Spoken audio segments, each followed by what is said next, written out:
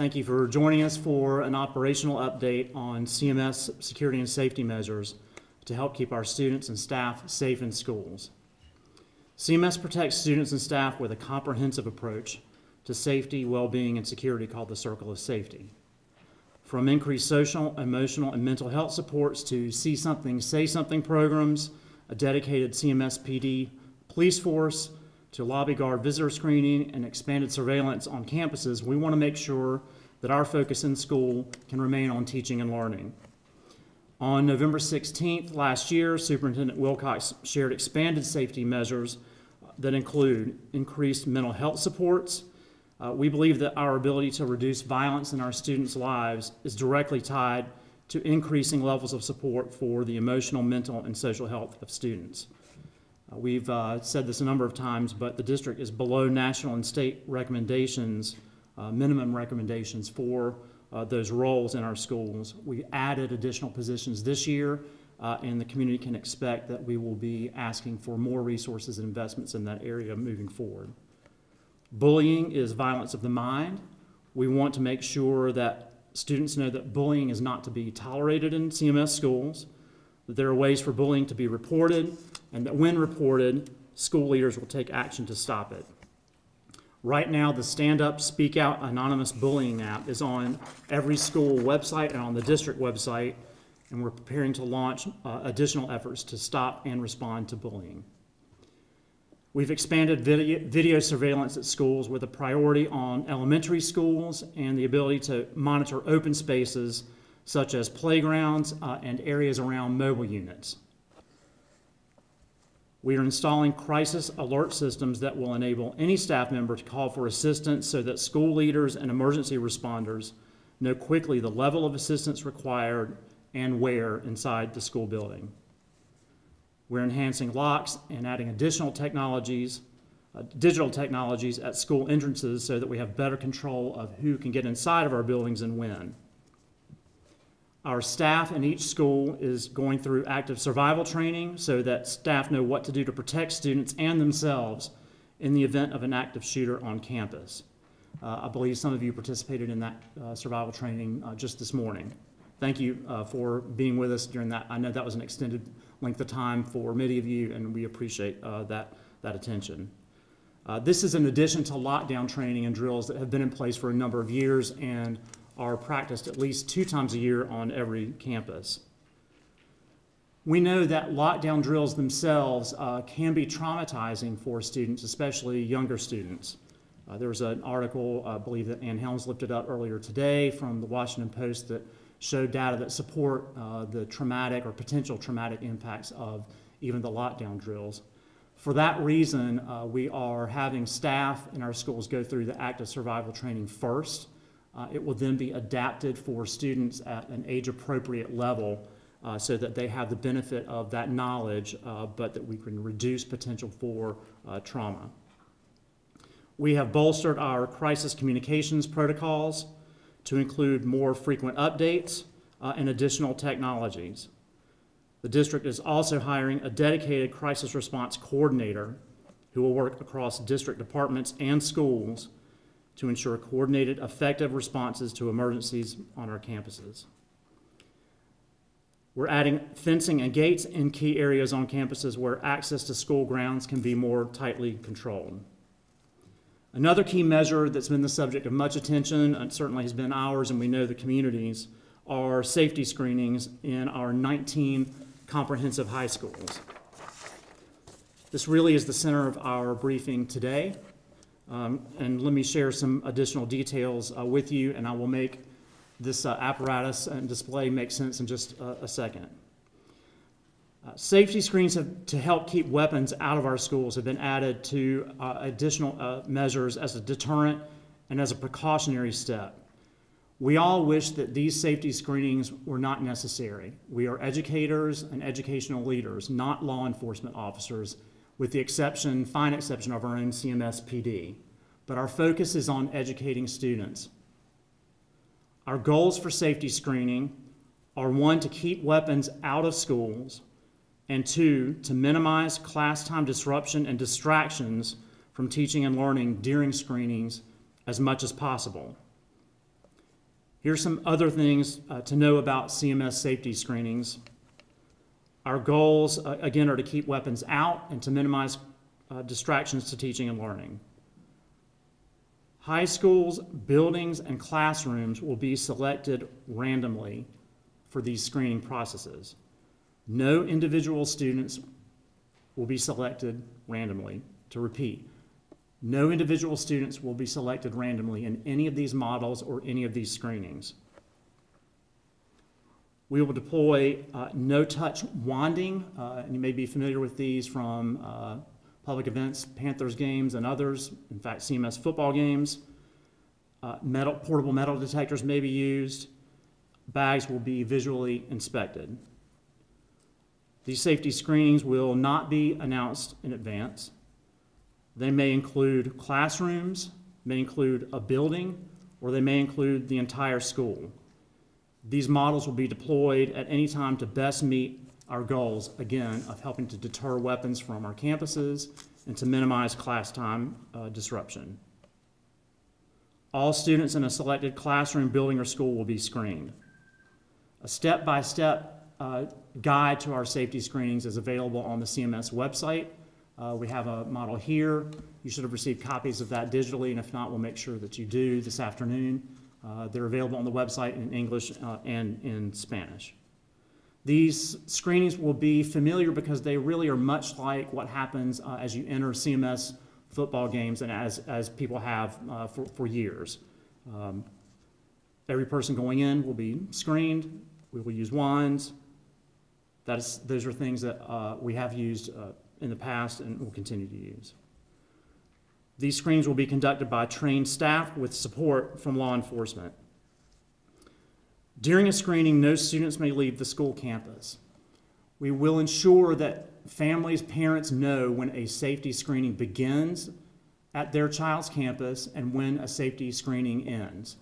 The messaging that will go out from principals at the beginning and end of these screenings will make it clear that there is no imminent threat or emergency, that no student is in harm's way or in danger of that, and that what is happening is a routine safety screening using one of the three models. Students with previously scheduled medical appointments should let staff know so that arrangements can be made for their participation. We want to thank everyone in advance for cooperation and participation in these screenings. Again, these are steps that we're taking to help keep weapons out of our schools and to minimize class time disruption.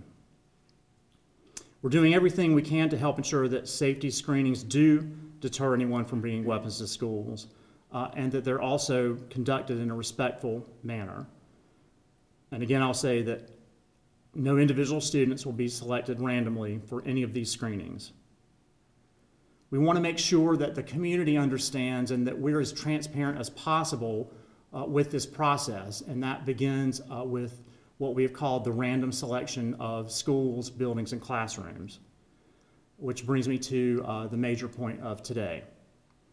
We will be drawing the names of 8 high schools from our set of 19 comprehensive high schools that will be the first 8 schools participating in screenings.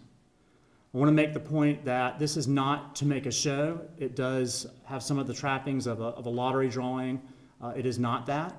It is an intent to make sure that what we're doing and the way that we're randomly selecting schools is transparent and visible to the community, and that we bring in community partners to help us do that.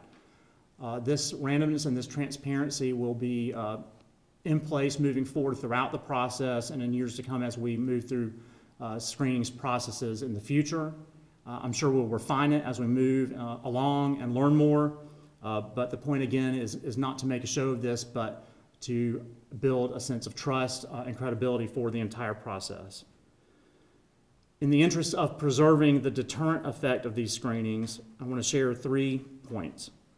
1, we will not withhold the names selected of these schools publicly until after the screenings have been conducted. We will, however, message parents from the principal when screenings begin and when screenings have concluded.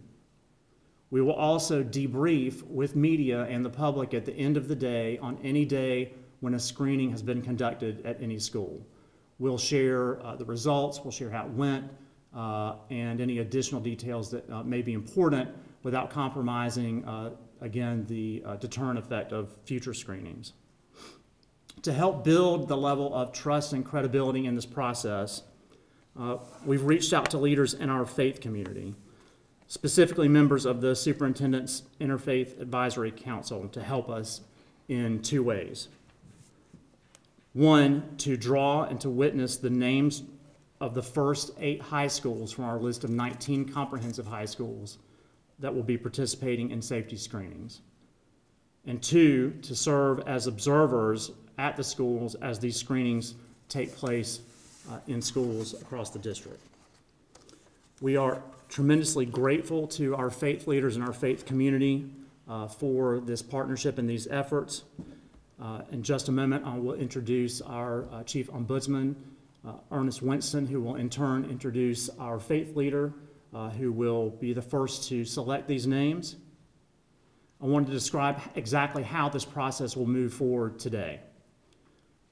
First, the names of each high school, every high school of the 19, are printed on one card in the table in front of us, and that's why I was referencing getting footage for those schools. We'll place one name for each school in one envelope. We will seal it, and we will put it in the clear container on the table. All the envelopes, all 19 comprehensive CMS high schools will go into the box, the clear box. Our faith leader will draw 8 envelopes and will sign each one across the seal after drawing it out. Those envelopes will then be opened with the faith leader, with Chief Mangum, and with Ernest Winston, our ombudsman.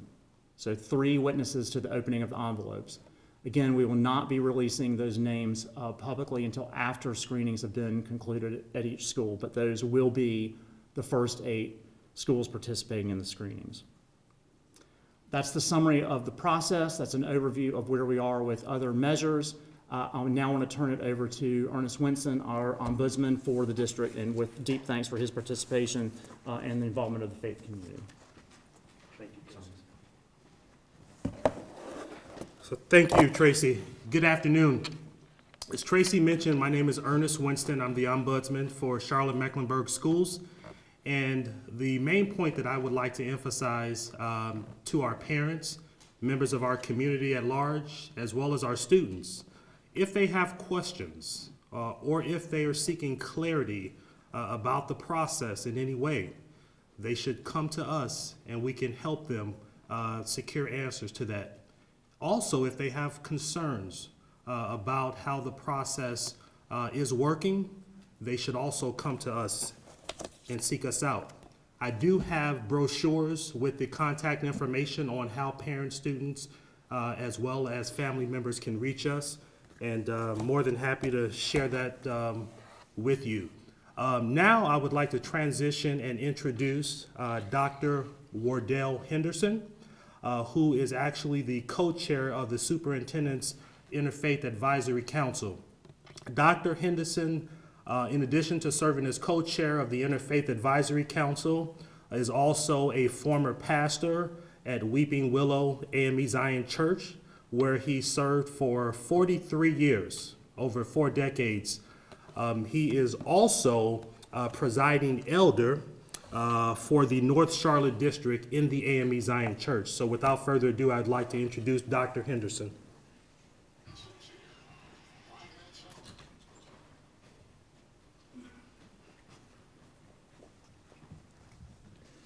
Good afternoon. I'm excited about being a member of the Superintendent Advisory Council for 2 reasons. It gives us an opportunity to share with the superintendent the concerns that we hear from our parishioners, which is comprised of teachers, principals, and CMS employees. So it gives us an opportunity to share that feedback with him, and him or her. And also, they have the opportunity to share with us issues or challenges that they're facing. And if we can offer anything that will help them bring it to a desired end. So we believe in this security efforts that the superintendent is putting forward. We know he has labored and struggled with this for the simple reason that he don't like to infringe upon a learning environment for the students. So we support his efforts 100%. He has reached out to us to make sure that this is a fair process, that they're not targeting any group of students, but that every student is being screened at the time that it is happening. So we give him our 100% support for all that he's doing, and we support for the hope that the parents and the community will support this. And he is committed to us that this is a ongoing process. This is not the final product, but he will be looking at ways, any ways, and by any means that he can make this process that does not infect our learning environment for our students. Thank you. And now I will hand a card for each school to Laura Francisco, our CMS Chief of Staff. She will place it in an envelope and seal it, and it will go into the container. When we finish, Dr. Henderson will draw 8 of the envelopes out.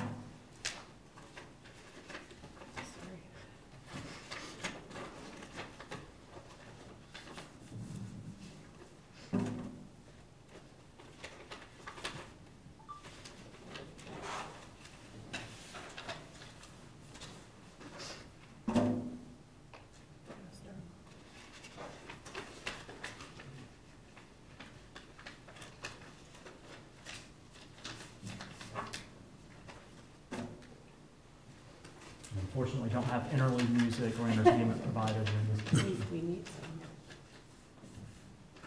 some. Ernest, do you want to talk more about the Ombudsman's office and offerings? I can even launch some new capacities. Sure. So she's putting each school in the envelope? Yes.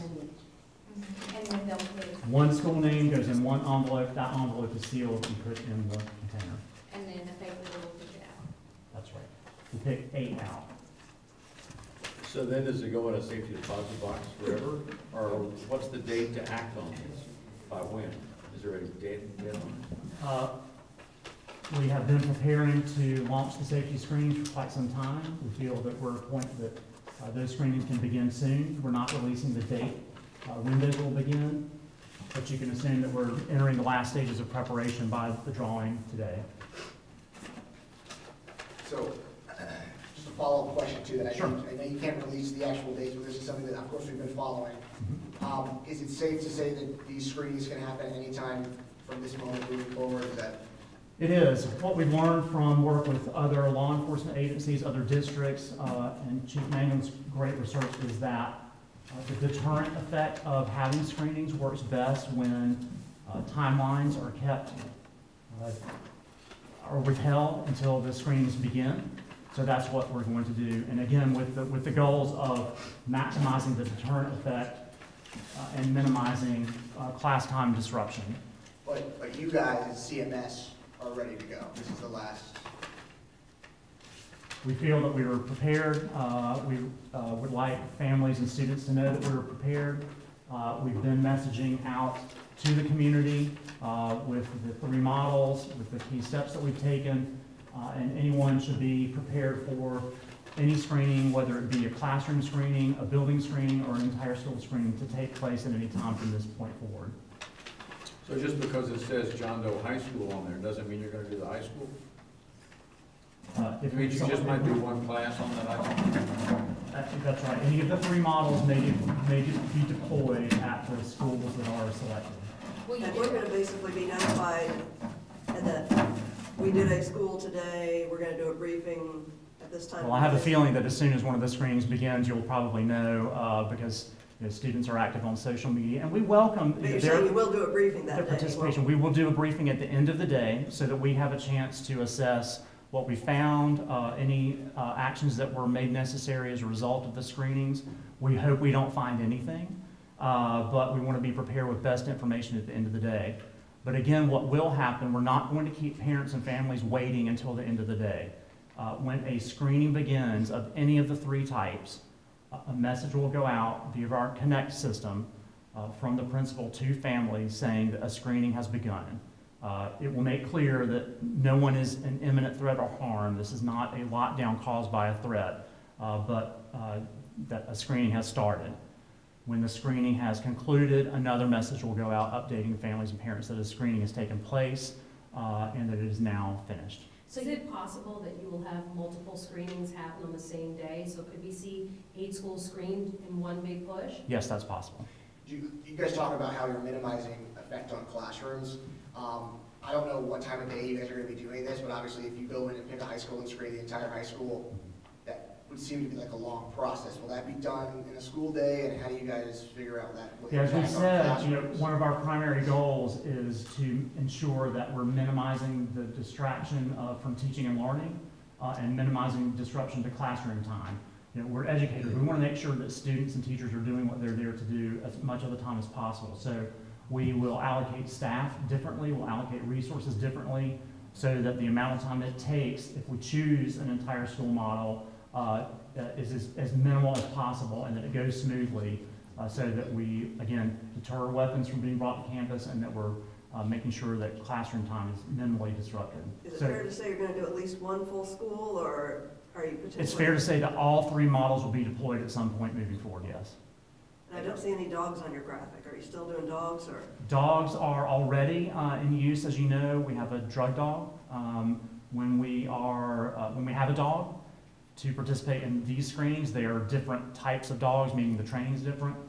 Yes, we will do that. It's important to note on the dog will not be in direct contact with any students. The dog will be only in contact with bags, backpacks, that kind of thing. So no one should worry if they're afraid of dogs or that kind of thing, that the dog will be in close contact with their student or them for that matter. So you basically. Let me stop and I'll answer some more questions, but Dr. Henderson will be good enough to help us with this process. Let me step behind here. Laura, did you stir these up? I did, but Okay. you can stir more if you would like. We'll do some more stirring here. And Dr. Henderson, as you draw each envelope out, if you would sign the back of it with your name.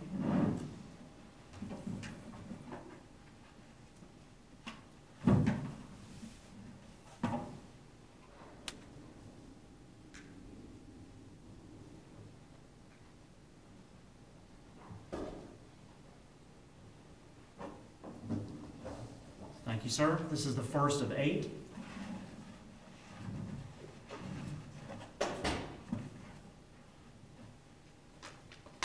he signing it on the seal to make sure it's not opened or something? Yes, Dr. Henderson, if you would sign across that seal so we can tell it's broken. Thank you. And again, these will be opened in the presence of Dr. Henderson and Chief Mangum and Ernest Winston. Thank you. That is 2. Thank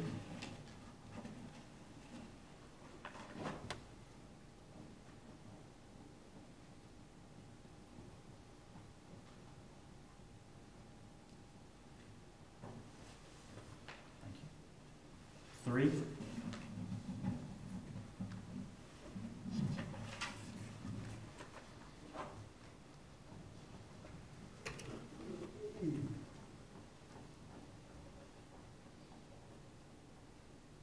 I feel like we're watching the Johnny Carson show. Karnak was going to guess what school. That is number 4 of 8.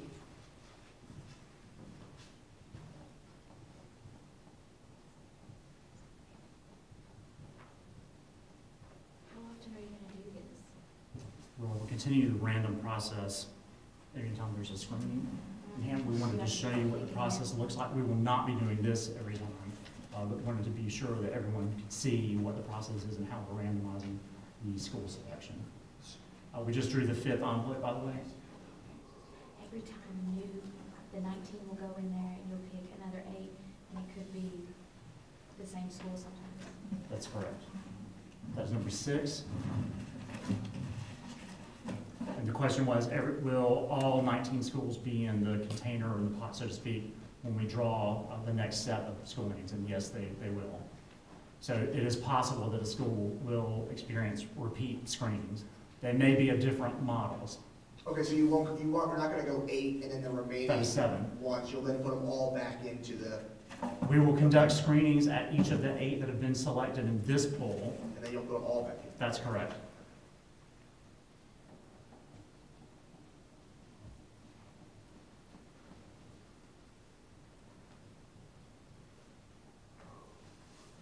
Thank you, Dr. Henderson. That is 8, 1, 2, 3, 4, 5, 6, 7, 8. I am giving these to Dr. Henderson, who will go with Chief Mangum and Ernest Winston, our ombudsman, to open the envelopes and select the schools. Let me count the ones remaining. There's 1, 2, 3, 4, 5, 6, 7, 8, 9, 10, 11. With 8, that makes 19 of our 19 comprehensive high schools.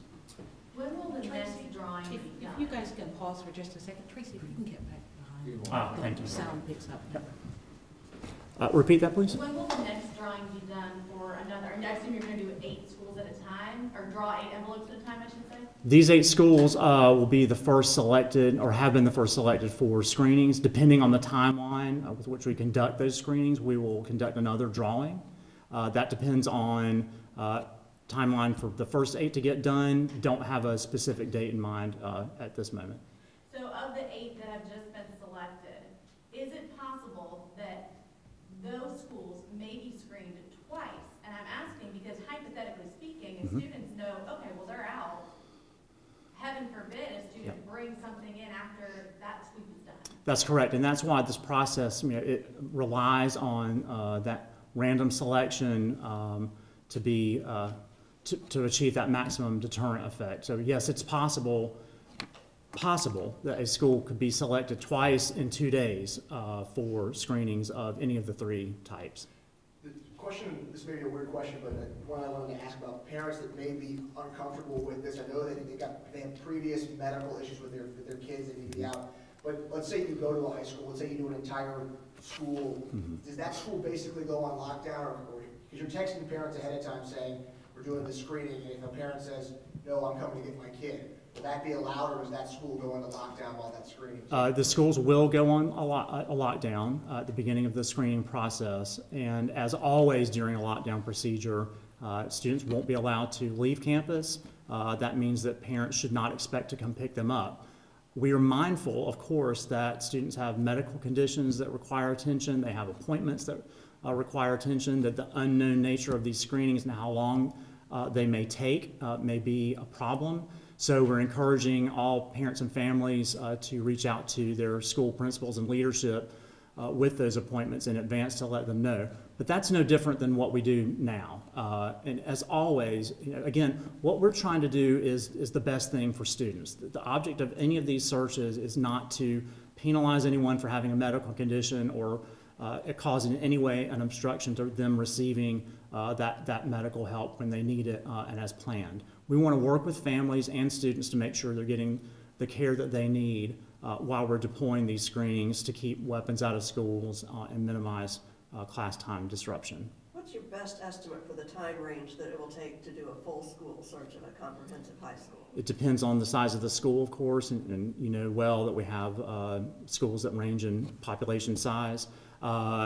I do not have a best estimate for each of the schools. I'd say you can count on a whole school taking longer than a classroom set of models, of course. What we are keen to do and have pledged to do is to minimize that time as much as possible to preserve as much classroom time as we can. So we're going to schools that have like multiple buildings, will everybody be brought into one location? Or? Well, it depends on which model that we choose. Full school. If you're doing a full school, big campus, multiple buildings.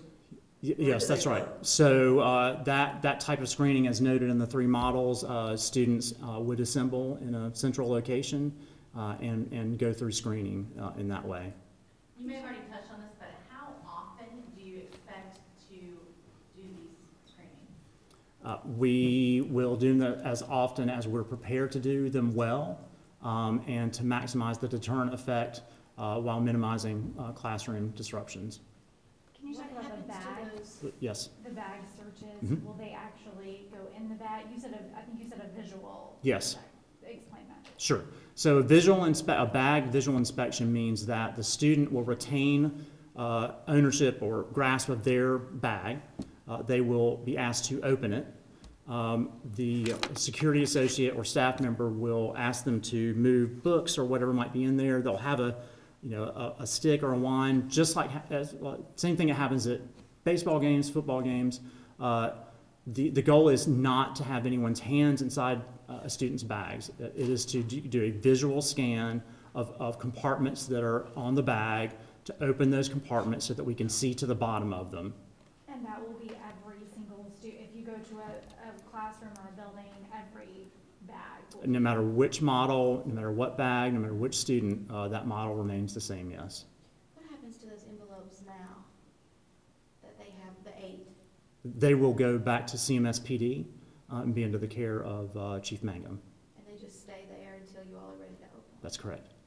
And one question I've seen a lot on your Instagram account, so I'm sure you've seen it too, is, so what happens if you're searching and you don't find a gun, but you find something else that a student shouldn't have? Sure. A little bit of weed, some, Yeah. some Tylenol, I'm told they're not even supposed to have that, a pocket knife, whatever. Yeah, this is one of those, the balances of a safety screening in combination with existing rules and regulations, which we can't just make go away. The goal of these screenings is not to catch people with Advil. And to my knowledge, Advil doesn't show up in a metal detector. The goal is to keep weapons out of schools. I would ask students and families to exercise due caution, as they should any other time, in bringing items that are listed as contraband in the Student Code of Conduct. We cannot ignore things that we find, but we want to make sure that everyone knows that this is not a search to find anything and everything. This is a search to deter weapons from being brought onto school campuses. Can you talk about the process and protocols of what happens next if a weapon is found? If a weapon or any other item is found, that student will be escorted away from the setting in which the search is being conducted, whether that's in a classroom, in a building, or a whole school. They will be escorted by staff, school staff, and security personnel, and we'll go from there to respond.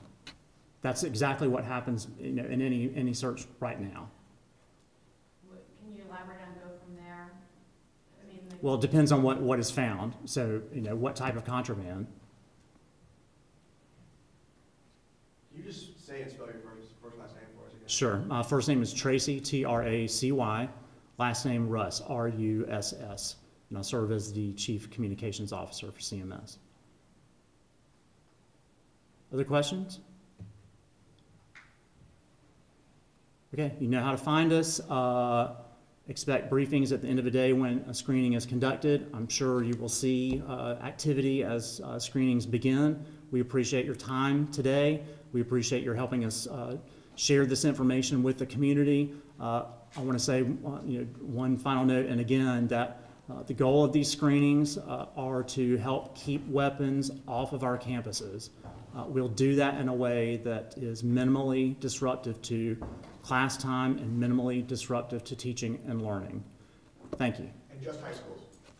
Yes, good note. This is just high schools. There are no middle schools. There are no elementary schools that will be participating in safety screenings, and we do not have plans in the near term to add those types of schools. All right, thanks everyone.